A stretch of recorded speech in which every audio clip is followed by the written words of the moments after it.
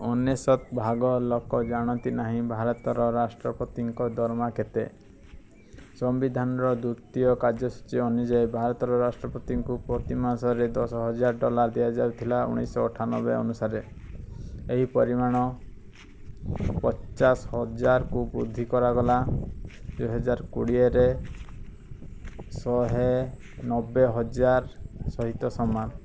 September 11, 2008ରେ ଏହା ଭାରତ ସରକାର ରାଷ୍ଟ୍ରପତିଙ୍କ ଦରମାକୁ 1.5 ଲକ୍ଷ ଟଙ୍କାକୁ ବୃଦ୍ଧି କଲେ, ଯାହା 2020ରେ 3.6 ଲକ୍ଷକୁ ସମାନ।